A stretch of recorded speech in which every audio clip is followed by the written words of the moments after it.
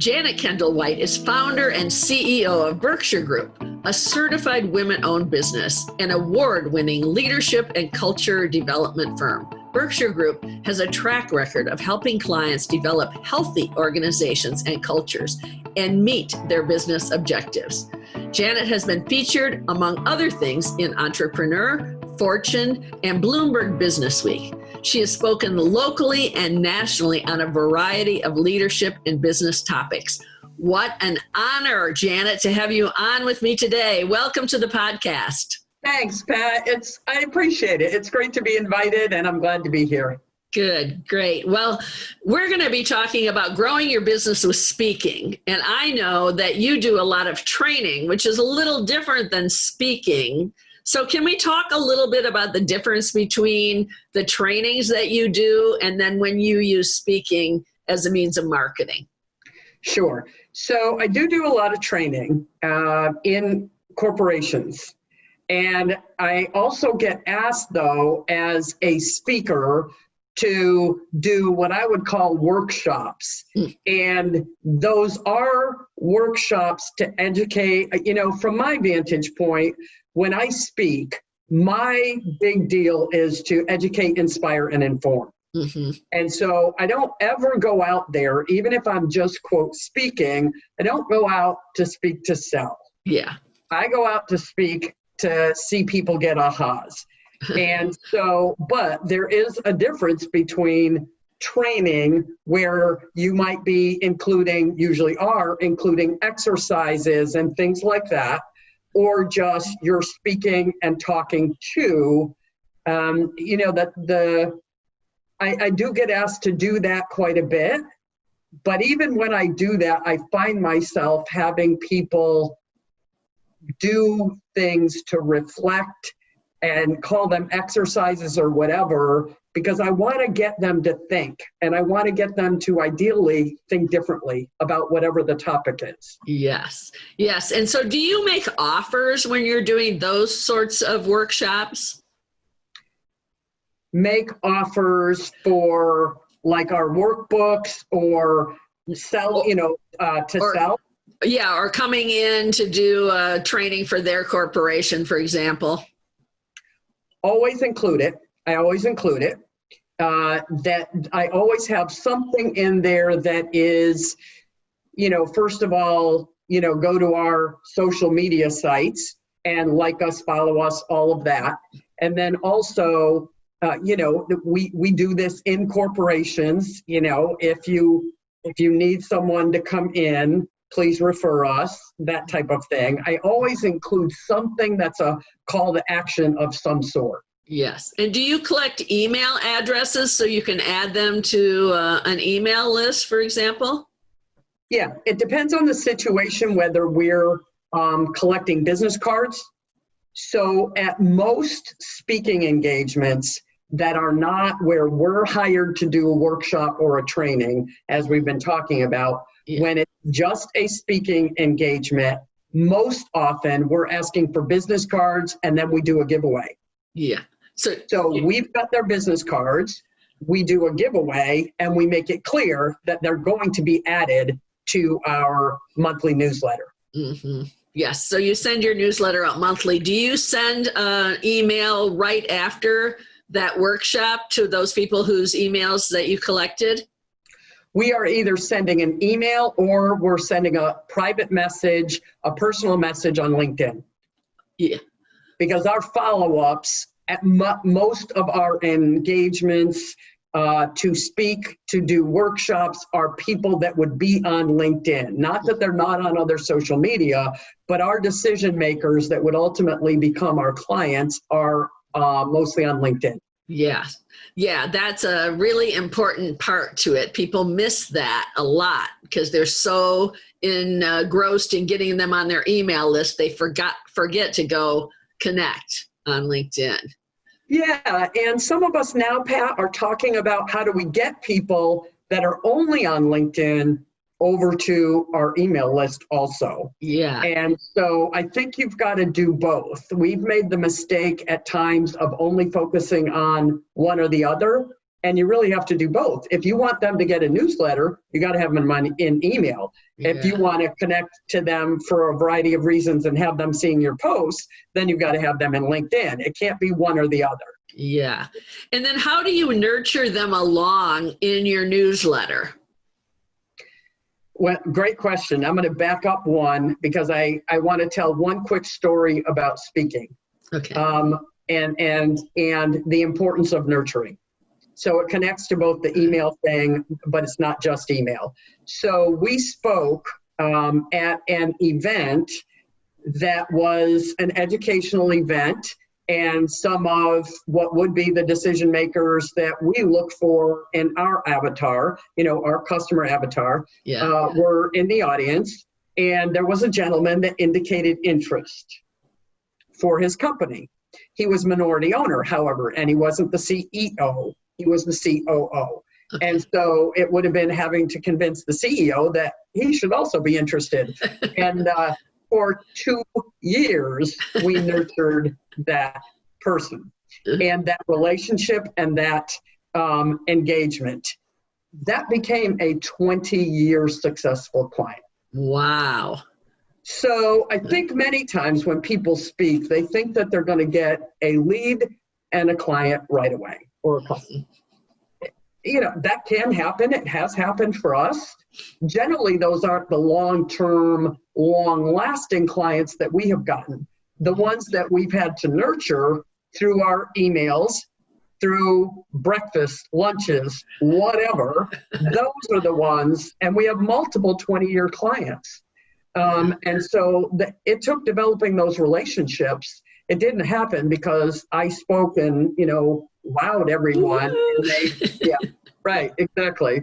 Although I hope to do that too. Yeah. So what we do with our emails is, it's a combination of information, education, and personal. Mm-hmm.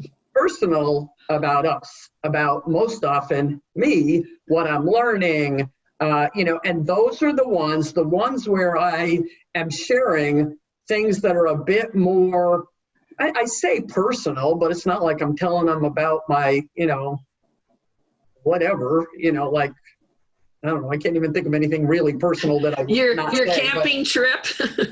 Yeah, I'm not telling them about my camping trip. I'm not sending pictures, although I have at times combined, here's what's going on for me as I recover from I was in a bad accident, what I, recover from a bad accident and what I've learned. Yeah. And we get the most attraction from those. Mm-hmm. What happens with our emails are people remember us. So for me, our speaking, it's all about staying visible. It's all about staying on people's minds or getting on their minds if we haven't been already. And the email is just a follow-up to that. It's a constant reminder we're out here.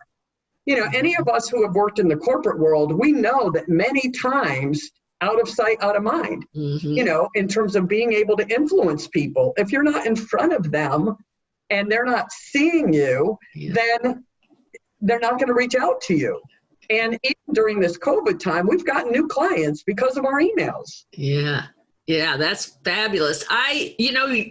The old standard that you used to hear all the time was, it takes 7 touches to get somebody. I just heard a person say it takes 35 touches when you're selling a higher ticket item, so that they have to really see that you're serious about your business and you're out there in different ways, not right. 35 right. emails maybe, but different combination. Right. But I thought that was interesting.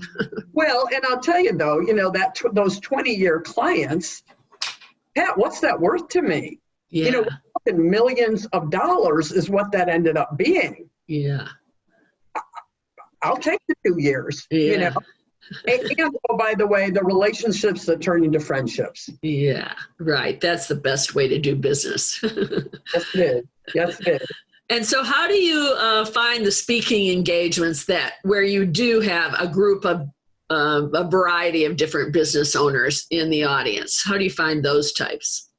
Well, we have been around long enough where a lot of it is referrals, where people are suggesting me, suggesting, hey, have Janet speak. Hey, she's a good fit for this. And then we seek them out where we think that there's going to be people that will either be good referrals to the decision makers, or it will be the decision makers themselves. Yeah. So, and I've spoken a lot for national women's organizations, and that's because I have a love of developing women leaders. That's part of it. But the other part of it is that I would love to have more clients that are women CEOs. Yeah. And so I go seeking out the places where there are the middle, our target market is kind of mid-market, mid-sized businesses. We have some small businesses, but our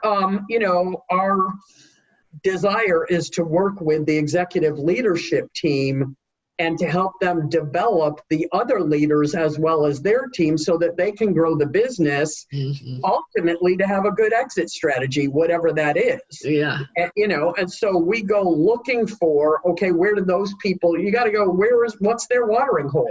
Where do they hang out, Yeah, exactly. and go speak for those places. I think it's really important for people to get that. You can have 100 speaking engagements and get nothing out of it for your business if the people in the audience aren't the people that you ultimately want to work with. Yeah. You have to think that out. And so, we have at times put more diligent effort on seeking out the speaking engagements.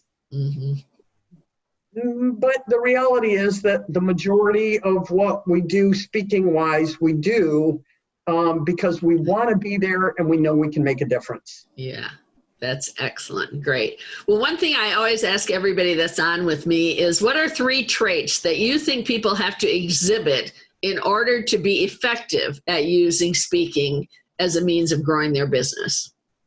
So, I think, Pat, there is speaking and traits that are needed for speaking. And then the latter part of your question, speaking to actually grow your business. Yeah. And there's some overlap, but I think for speaking, from my vantage point, and I know some people probably would not agree with this, you have to be authentic. So genuine would be a trait, authentic. Yeah. And then I would say that you have to have passion around whatever you're speaking about. And for me, it's passion for my content, but it's also passion for the people that are sitting in the audience. Yeah. And that they get something out of that content. And then the third thing, I could go on about traits, but you asked for 3, I would say is presence. You have to be present. You have to be present and give off a presence. Yeah. Because if you don't, who's going to listen? They're not going to listen. And then I would add that for actually growing your business, I would include the passion, I would include the authentic, but I would say persistence and patience. Yes. I tried to make them all P's, but that doesn't work. So persistence and patience to turn the things that the people that you've met into relationships that'll turn into business. Yeah. Right, exactly. Great. Well, those were fabulous. Thank you so much for being on with me today. Is there anything else that you can think of that we didn't talk about that would be important for the audience to know? I think that we've talked about everything, but what comes to mind, Pat, is love what you do, love your topic, want people to engage with you, and then be diligent about your follow-up. Yeah, nurture, nurture, nurture. Amen. Amen. Thanks for having me, Pat. Yeah, thank you. Bye-bye. Find out more about Janet at BerkshireGroupInc.com.